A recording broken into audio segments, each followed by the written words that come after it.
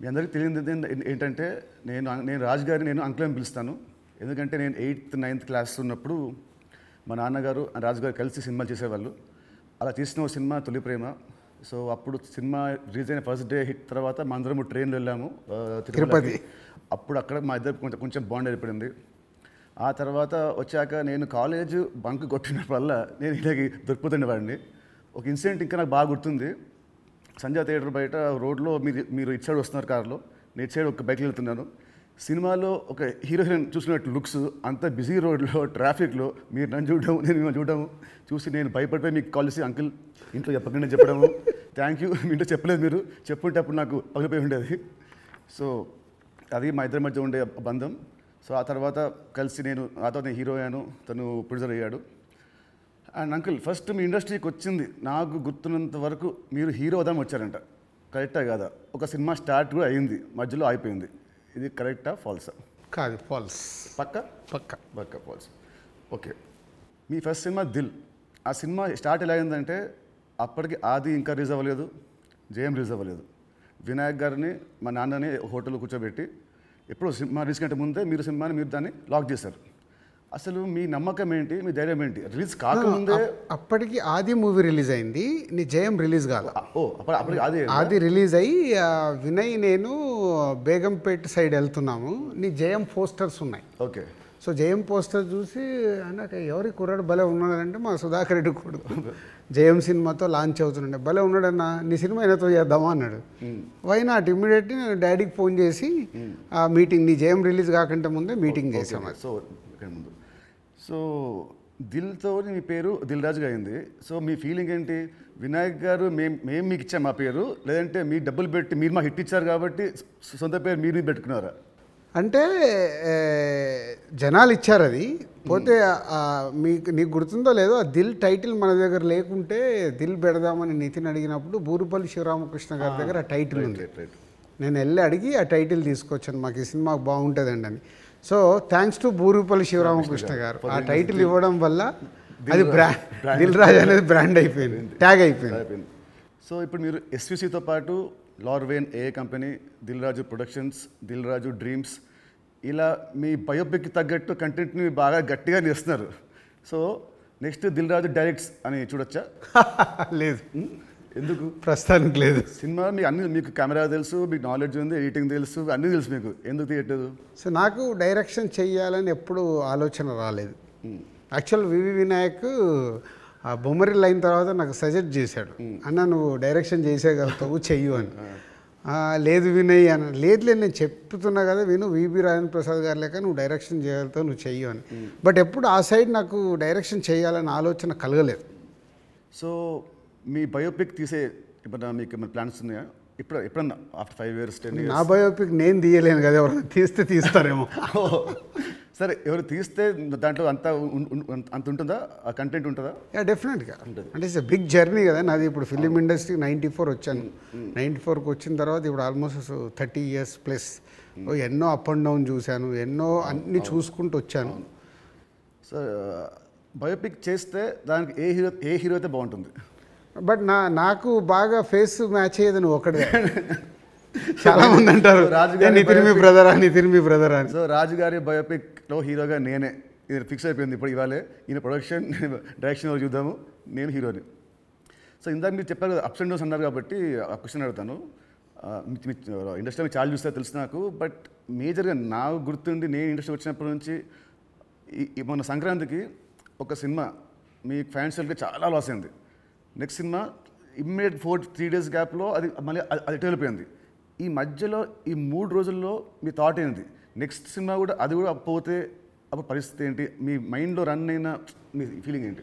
లేదు అంటే నాకు ఇప్పుడు 10th సినిమా రిలీజ్ అయినప్పుడు నాకు అర్థమవుతుంది ఫైనాన్షియల్గా ఇది డ్యామేజ్ జరగబోతుంది. సో అటు డిస్ట్రిబ్యూటర్స్ అందరు కూడా లోలో ఉన్నారు. పోతే 14th రిలీజ్ అవుతున్న సినిమా షూర్ షాట్గా సూపర్ హిట్ అని చాలా గట్టి నమ్మకంతో ఉన్నాను. అంటే 90% నీకు తెలుసు, నేను ఎడిటింగ్ రూమ్లో చూసినప్పుడే నాకు చెప్పగలుగుతాను సినిమా వర్క్ అవుతుంది అవ్వట్లేదు. అట్లా సంక్రాంతికి వస్తున్నాం అనే సినిమా మీద ఐఎమ్ ఫుల్ కాన్ఫిడెంట్గా ఉన్నాను. సో ఆ 3 days అదే ఎనర్జీతో ఉన్నాను. ఎస్, నో ప్రాబ్లం, ఒకటి వస్తుంది, ఇది ఎంత డ్యామేజ్ అవుతుంది, అది ఎంత రికవర్ చేస్తారో నంబర్స్ తెలియదు, బట్ అది మ్యాజిక్ అనేది ఇట్స్ ఎ మిరాకిల్.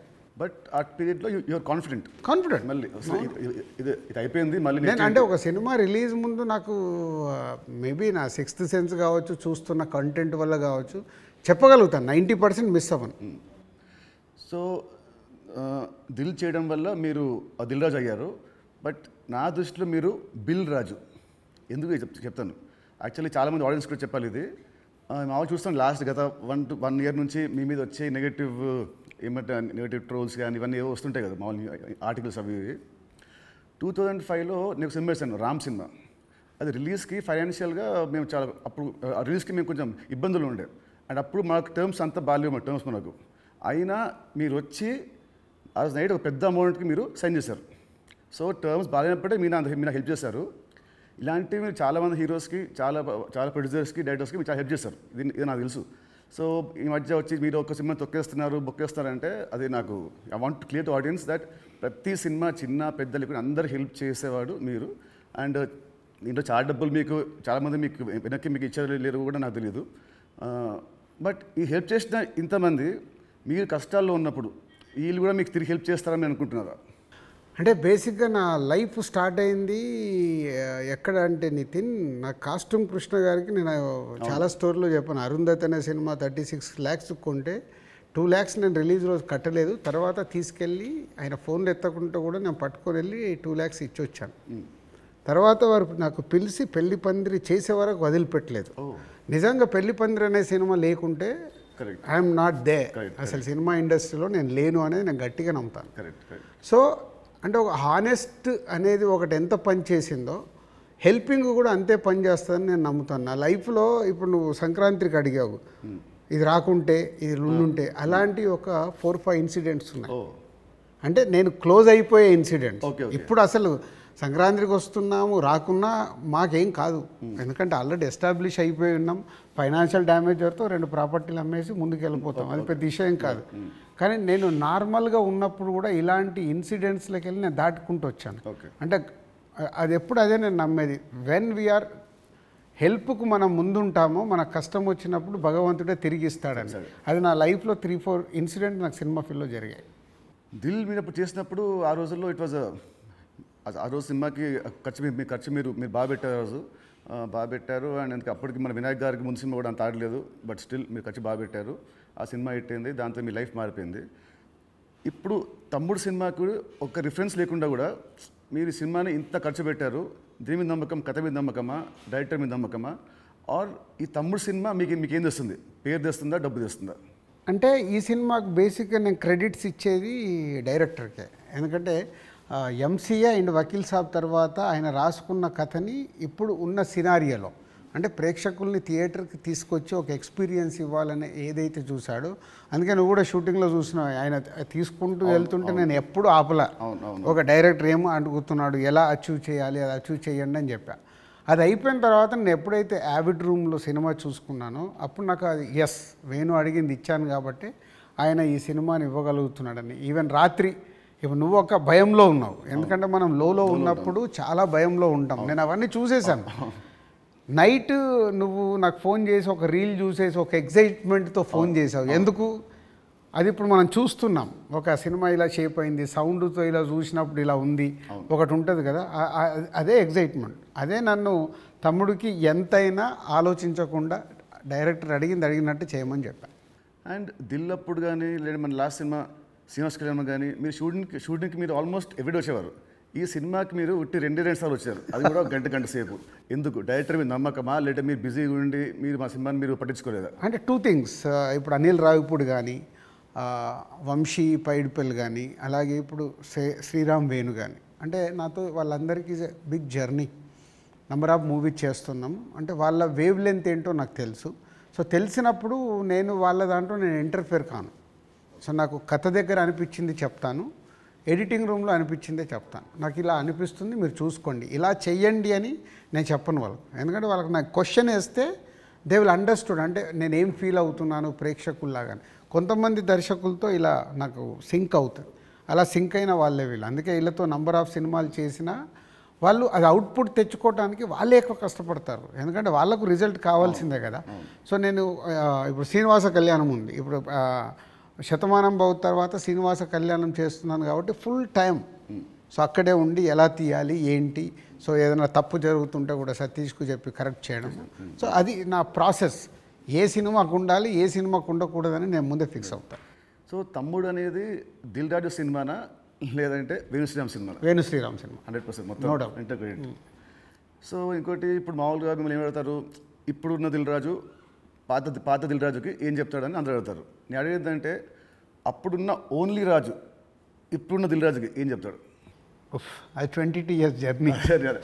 అంటే అంటే సినిమా అంటే దిల్లు సినిమా నీకు మనకు అండర్ ప్రొడక్షన్లో ఉన్నప్పుడు షూట్ జరుగుతున్నప్పుడు నీకు దుబాయ్లో సాంగ్ చేస్తుంటే సడన్గా బైక్ స్కిడ్ అయ్యి నీ కాలు పైన పడింది. కాలు పైన పడితే మధ్యాహ్నంకి వెళ్ళి షూటింగ్ ఆపేసాం. అది నాకు ఫస్ట్ ఫిలిం. షూటింగ్ ఆపేసిన తర్వాత చిన్న నీకు ఎయిర్లైన్ ఫ్రాక్చర్. వినాయక్ ఇక్కడ ఉన్నాడు, నెక్స్ట్ ఠాగూర్ సినిమాలో బిజీగా ఉన్నాడు. అన్న మీరు వెళ్ళి సాంగ్స్ తీసుకొని రండి అన్నాడు. నీకు ఎయిర్లైన్ ఫ్రాక్చర్ అయ్యి మన హోటల్కి వెళ్ళిన తర్వాత ఇంకా మనం నెక్స్ట్ డే షూటింగ్ చేయడానికి స్కోప్ లేదు, ప్యాకప్, అందరు రిటర్న్ వెళ్ళిపోవాలి. సో అప్పుడు లక్ష్మణ్ అంకులు శిరీష్ అంకులు టెన్షన్లో ఉన్నారు, నేనేమో వెళ్ళిపోయి పడుకున్నాను. పడుకొని 4 o'clock లేసేసి శంకర్ మాస్టర్ డోర్ కొట్టి, మాస్టర్ రేపు నైట్ వెళ్ళిపోవాలి, నీకు ఇప్పుడు 2 పాటలలో ఏమేమి బ్యాలెన్స్ ఉన్నాయో ఒక్కసారి లిస్ట్ రాయని 6 గంటల వరకు కూర్చొని ఆయనతో రాపిచ్చి, ఇవి నితిన్ కాలు కింద పెట్టకుండా నువ్వు ఎలా మేనేజ్ చేయగలుగుతావు అంటే శంకరు నేను మళ్ళీ డిఓపిని పిలుచుకొని మేము కూర్చొని డిజైన్ చేసాం. డిజైన్ చేసి మీకు చెప్తే మీరు అందరూ ఏంటి షూటింగ్ ఉందా ఎలా చేస్తారు అంటే ఇలా చేయబోతున్నాం, విల్ ఫినిష్ నెక్స్ట్ 2 days అని నీ కాలు కింద పెట్టనివ్వకుండా 2 రోజులు షూటింగ్ చేయించా కూర్చొని స్టాండింగ్. అంటే నా మొదటి సినిమా, నాకు ఆ సిచ్యువేషన్ అలాంటిది. ఆ రోజు 2 రోజులు షూటింగ్ ఆగకుండా చేసుకొని వచ్చి రిలీజ్కి ముందు మళ్ళీ ఆర్ఎఫ్సికి వెళ్ళి ఆ బ్యాలెన్స్ షాట్లన్నీ 2 పాటలు తీసి మ్యాచ్ చేసాం. అంటే అది నా ప్యాషన్. అంటే మొదటి సినిమాలోనే నేను ఒక సమస్య వస్తే దాన్ని జాగ్రత్తగా హ్యాండిల్ చేసుకొని సినిమాకి ఎలాంటి డ్యామేజ్ జరగకుండా చేయగలిగా. అదే మామూలు రాజు నుంచి దిల్ రాజుగా షిఫ్ట్ అవ్వడం. అంటే నాట్ ఓన్లీ దిల్, ఇలాంటి సో మెనీ ఫిలిమ్స్కి సో మెనీ ఎప్పుడు వస్తూనే ఉంటాయి. అవన్నిటిని జాగ్రత్తగా హ్యాండిల్ చేసుకుంటే 58 సినిమాలకు రీచ్ అయ్యాను. అదే ఫస్ట్ సినిమా దిల్లప్పుడు కూడా మీ అన్నింటిలో మీరు చాలా మీరు ఇన్వాల్వ్ అయ్యారు. ప్రతి దాంట్లో స్టోరీల నుంచి సీన్స్ నుంచి కొన్ని సీన్స్ మీకు నచ్చకుంటే మీరు వినాయక్ మీరు చెప్పలేకపోతే మీరు నా చెప్పేవాళ్ళు, నితిన్ చెప్పా ఈ సీన్ బాగా గుర్తున్నా దాంట్లో ఉంటుంది ఒక ఎపిసోడ్, ఒకటి టాలీగట్ ఎపిసోడ్ ఉంటుంది ఒకటి, అది సినిమా లేదు. సో అది సో మీ ఉత్సాహాన్ని చూసే సుకుమార్ గారు సినిమా రైటర్ కదా, ఆయన పెట్టాడు సినిమాలో ఒక డైలాగ్ వస్తుంది, మై నేమ్ ఇస్ రాజు అంటే ఒకటి వచ్చి ఎందుకంత ఫోజు మిమ్మల్ని చూసే పెట్టాడు డైలాగ్, గుర్తున్నది బోర్డు మీద రాసి బోర్డు మీద. సో 2003 రాజుగారి దగ్గర ఉన్నదేంటి, ఇప్పుడు రాజుగారి దగ్గర లేనిదేంటి? ఉన్నది 2003కి ఇప్పటికీ ఉన్నది. సినిమా అంటే అవలీలగా ఎక్స్పీరియన్స్తో పాటు వచ్చిన ఎక్స్పీరియన్స్తో పాటు సో ఈజీగా ఎలాంటి సిచ్యువేషన్ అయినా హ్యాండిల్ చేసే కెపాసిటీ అండ్ సినిమా పైన ఇంకా అవగాహన ఉంది. ఇది సాధించాను. లేనిది 2003 నుంచి 2010 వరకు ఒక్కొక్క సినిమా తీస్తూ ఒక్కొక్క కొత్త డైరెక్టర్తో జర్నీ చేస్తూ అద్భుతమైన జాబ్ సాటిస్ఫాక్షన్తో జర్నీ చేశా. 2014 తర్వాత అంటే ఆ పీరియడ్ తర్వాత నంబర్ ఆఫ్ ప్రొడక్షన్స్కు షిఫ్ట్ అయిపోయి సో దాన్ని ఎంజాయ్ చేయలేకపోతున్నా. అది ఇప్పుడు లేదు, ఆ ఎంజాయ్మెంట్ లేదు. Job satisfaction enjoyment job satisfaction ఉంది, ఎంజాయ్మెంట్ అంటే మార్నింగ్ 7కు నేను లొకేషన్కి వెళ్ళిపోయి ఈవినింగ్ ప్యాకప్ వరకు ఉండి మళ్ళీ వచ్చి నెక్స్ట్ డే సీన్ గురించి వెళ్ళి ఆఫీస్లో కూర్చొని 10 వరకు కూర్చొని అదొక ఎంజాయ్మెంట్ నాకు. I'm missing that. ఇప్పుడు ఆడియన్స్ సినిమా థియేటర్కి చెప్తారు మామూలు, ఇప్పుడు ఆడియన్స్ ఇప్పుడు ఎక్కువ రావట్లేదు, అది ప్రొడ్యూసర్గా ఏం చేయాలో మీరు చెప్తున్నారు. ఫర్ అ చేంజ్ మీరు హీరో అయితే హీరోగా మీరు ఆడియన్స్ థియేటర్ రావడానికి మీరు ఏం చేస్తారు?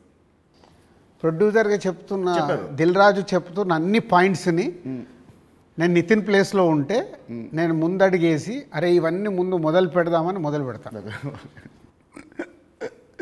సరే, దిల్కి అండ్ తమ్ముడికి ఈ మధ్యలో మీరు ఏమంటారు నా పర్ఫార్మెన్సా, నాలో చూసిన చేంజ్ ఏంటి, మార్పు ఏంటి, ప్లస్ అండ్ మైనస్? ప్లస్లు చాలా నువ్వు అప్పటికి ఇప్పటికీ ఏంది న్యాచురల్గా ఒక 22-23 ఇయర్స్ నువ్వు యాజ్ యాక్టర్గా ఇక్కడ వరకు జర్నీ చేసావు. అంటే నాకంటే సీనియర్ నువ్వు యాక్చువల్ 1 ఇయర్ సీనియర్. నేను 2003లో ప్రొడ్యూసర్ని అయ్యా, నువ్వు 2002లోనే హీరో అయ్యావు. అంటే నాకంటే 1 ఇయర్ సీనియర్. సో నీకున్నది ఆ ఎక్స్పీరియన్స్ వచ్చింది ప్లస్. సో ఆ ఎక్స్పీరియన్స్తో నేను ఎలా హ్యాండిల్ చేస్తున్నానో థింగ్స్ని హ్యాండిల్ చేయగల కెపాసిటీ వచ్చింది, మేనేజ్ చేయగలిగే కెపాసిటీ లేనిది. అంటే 23 సంవత్సరాలలో నువ్వు అంటే ఇప్పుడు ఒక దిల్ రాజుగా నేను నీకంటే జూనియర్ని 1 ఇయర్ని సాధించుకుంటూ ఒక టాప్లోకి వచ్చా. నితిన్ని నేను అలా ఊహించా. నేను దిల్ సినిమా చేస్తున్నప్పుడు, ఆర్యా సినిమా చేస్తున్నప్పుడు బన్నీని, దిల్ సినిమా చేస్తున్నప్పుడు నిన్ను, అంటే వీళ్ళు నాకు ఫ్యూచర్ స్టార్స్ అని ఊహించా. కానీ నువ్వు ఆ మార్క్ అచీవ్ చేయలేకపోయావు, నువ్వు కోల్పోయింది అదే అనేది నా ఫీలింగ్. ఇప్పుడు తమ్ముడితో నాకు మళ్ళీ వస్తుందనుకుంటారా ఆ పూర్వ వైభవం? తమ్ముడితో సక్సెస్ఫుల్ హీరోగా వస్తావు, కానీ ఇది సరిపోదు. ఎల్లమ్మతో కొట్టాలి. సో దిల్కి సీక్వెల్ చేసే ప్లాన్ ఏమైనా ఉందా? ఎందుకంటే అదొక మంచి బ్రాండ్ వాల్యూ. మళ్ళీ వినాయక్ గారితో నాతో దిల్ పార్ట్ 2 అంటే అప్పుడు ఫాదర్ క్యారెక్టర్ నువ్వు వేయాలి, కొడుకు క్యారెక్టర్ నువ్వు వేయాలి. ఉంది కదా, ఇలాగ సినిమాలో ఉంది కదా, ఇచ్చాం కదా మనం లీడ్. కరెక్ట్, సినిమాలో మనకు లీడ్ ఉంది, మనకు సినిమా లీడ్ ఉంటుంది. అది వేసుకొని లాస్ట్ సీన్ అదే ఉంటుంది, ప్రకాష్ రాజ్ గారిది ఫోటో మీదకి వెళ్ళి రివీల్ చేస్తే అలా చేయాలి. అప్పుడు 1 వర్డ్ ఆన్సర్స్ కావాలి. 1 వర్డ్ ఆర్ 2 వర్డ్స్, మీ ఇష్టం. 1-2 వర్డ్స్ ఆన్సర్స్. మీకు చెప్తాను కొన్ని పేరు వినగానే మీకు వచ్చే ఫస్ట్ మీ థాట్స్. పవన్ కళ్యాణ్ గారు is my star. Mahesh Babu గారు. మహేష్ గారు మా ఇద్దరికి ఒక తెలువని అండర్లింక్ ఉంటుంది. ప్రభాస్ గారు ఈజ్ మై డార్లింగ్. ఎన్టీఆర్ గారు. మై నాన్న. నాన్న అని పిలుస్తాను నేను. ఓ అదేంటి ఆ లింక్ ఏంటి? అది అప్పుడు తారక్తో డిస్ట్రిబ్యూటర్గా ఉన్నప్పుడు క్లోజ్నెస్ ఉండి బృందావనం చేస్తున్నప్పుడు అప్పటికి కొడాలి నానిగారు వీళ్ళందరూ తారక్తో ఉండేవాళ్ళు. వాళ్ళందరూ నాన్న నాన్న అని పిలిస్తే నాకు అది ముద్దుగా అనిపించేది. అంటే నాకు ఈ అవకాశం ఉంది కదా అని అప్పటి నుంచి నేను కంటిన్యూ. తారక్ నన్ను అన్న అంటాడు, నేను నాన్న అంటాడు. బాగుంది. చరణ్ గారు. His megastar son. సో ఒక సినిమా అంటే ప్యాషన్గా మెగాస్టార్ సన్ అయినా ఎదుగుతూ వచ్చిన is a star hero. Allu Arjun గారు. Bunny is my brother. Next Sirish Reddy గారు. శిరీష్ అందరికీ తెలిసింది మై బ్రదర్. పోతే మా ఇద్దరికి సినిమా దాంట్లో ఎప్పుడు ఒక కాన్ఫ్లిక్ట్లో ఉంటాం. అవునా? ఓకే. అంటే ఆలోచన విధానంలో కాన్ఫ్లిక్ట్గా మాట్లాడుతుంటాం, బట్ కన్క్లూడ్ చేస్తాం, రిజల్ట్ ఉంటుంది మాకు. About Venu Sriram. Venu is my boy. Thammudu సినిమాని 3 ముక్కలు చెప్పాలంటే తమ్ముడు, what is Thammudu for you? Nithin నాకు తమ్ముడు, వేణు నా తమ్ముడు. తమ్ముడు సినిమా మీకు పేరు తెస్తుందా, మీకు డబ్బు తెస్తుందా? ఫస్ట్ పేరు తెస్తుంది, తర్వాత నేను పెట్టిన డబ్బు తెస్తుంది, ఇంకా అద్భుతాలు జరిగితే లాభాలు తెస్తుంది. సో July 4th సినిమా వస్తుంది తమ్ముడు. సో ఆడియన్స్కి మీరేం చెప్తారు? ఎస్, అన్ని ఇంటర్వ్యూలలో చెప్తున్నట్టే. సో ఈ సినిమా, ప్రతి సినిమా అందరికీ ఇంపార్టెంటే. ఈ సినిమా వేణు శ్రీరామ్, సో ఎంసీఏ వకీల్ సాబ్ తర్వాత బెస్ట్ సినిమా, ఆడియన్స్కి ఒక ఎక్స్పీరియన్స్ సినిమా ఇవ్వాలని చాలా కష్టపడి అవుట్పుట్ ఒక రేపు ఎక్స్పీరియన్స్ ఇవ్వబోతున్నాడు అవుట్పుట్తో. సో అది నో డౌట్. సో దిల్ రాజుగా నాకు సంక్రాంతికి వస్తున్నాం ఒక బ్లాక్ బస్టర్ అయితే, దాని తర్వాత మా బ్యానర్ నుంచి వస్తున్న వెంకటేశ్వర క్రియేషన్ నుంచి వస్తున్న ఒక మంచి సినిమాతో దిల్ రాజు మీ ముందుకు తీసుకొస్తున్నాడు ఈ సినిమాని. ఇది నాకు సక్సెస్తో పాటు ఒక ఎనర్జీని ఇస్తుంది. బట్ నితిన్కి ఇది సక్సెస్ చాలా అవసరం. సో ప్రాపర్గా సినిమాని మీకు నచ్చే విధంగా రెడీ చేసి మీకు తీసుకొస్తున్నాం. July 4th మీరు థియేటర్కి రండి, ఫ్యామిలీస్తో వచ్చి మీరు ఎంజాయ్ చేస్తారు సినిమా, అది నా ప్రామిస్. ఎంజాయ్ చేసిన సినిమాని బయటికి వెళ్ళిన తర్వాత మీరే చెప్తారు ఒక వావ్ అంటే నితిన్కి ఒక కొత్త సినిమా, కొత్త అప్రోచ్. ట్రైలర్ కంటే ముందు తమ్ముడు వేరు, ట్రైలర్ వచ్చిన తర్వాత నితిన్తో ఇలా తీశారు ఆ సినిమా అన్నారు. అది ఫస్ట్ పాయింట్.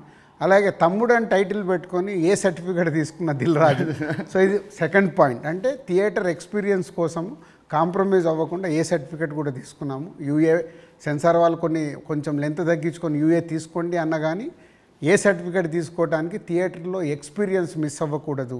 ఏదైతే డైరెక్టర్ అనుకున్నాడో, నితిన్ ద్వారా ఏదైతే మీకు అందివ్వాలనుకున్నాడో, నితిన్ చుట్టూ ఒక 5 ఉమెన్ని పెట్టి ఒక కాన్సెప్ట్ ఫిలింగా 80% ఆఫ్ ద ఫిలిం మీకు ఫారెస్ట్లో ఉంటుంది. ఇది 24 అవర్స్లో జరిగే కథ. ఒక ఎక్స్పీరియన్స్ మట్టుకు డెఫినెట్గా ఈ సినిమాతో పొందుతారు. Please come and watch in theatres from July 4th.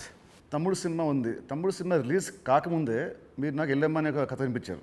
మామూలు ఇండస్ట్రీలో ఉంటుంది, ఈ సినిమా హిట్ అయితే నెక్స్ట్ సినిమా చేస్తాము అని ఉంటుంది. మీకు ఏంటి మళ్ళీ మీ మైండ్ సెట్ ఈ సినిమా రిజల్ట్తో సంబంధం లేకుండా నాతో నెక్స్ట్ సినిమా చేస్తున్నారు, ఇమీడియట్ సినిమా? సేమ్ నాకు సుబ్రహ్మణ్యం ఫర్ సేల్ జరుగుతుంది తేజుతో. అనిల్ రావిపూడి పటాస్ రిలీజ్ అయింది. పిలిచి అనిల్ సినిమా చేస్తా అన్నప్పుడు సుబ్రహ్మణ్యం ఫర్ సేల్లో ఒక సాంగ్ చూపించి ఈ హీరోతో సినిమా చేద్దామని చెప్పా. అప్పటికే పిల్ల నువ్వు లేని జీవితం చేశాం గీత వాళ్ళతో కలిపి. సో సుబ్రహ్మణ్యం ఫర్ సేల్ సినిమా హిట్ అవ్వబోతుందని నాకు అర్థమైంది. నాకు అర్థమై వైనాట్ అంటే పటాస్ పెద్ద హిట్ అయింది. సుబ్రహ్మణ్యం ఫర్ సేల్ హిట్ అయినప్పుడు వాళ్ళిద్దరు కలిస్తే సుప్రీం అయింది. సో ఇది అలాగే తమ్ముడుతో నితిన్కి మళ్ళీ సక్సెస్ వస్తుంది. బలగంతో ఆల్రెడీ వేణు సక్సెస్ కొట్టాడు. వీళ్ళిద్దరు కలిస్తే ఎల్లమ్మ అద్భుతంగా ఉంటుందని నా విజన్. ఓకే, మీ విజన్ మనస్ఫూర్తిగా అవ్వాలని కోరుకుంటున్నాను. Thank you uncle, thank you so much. Thank you.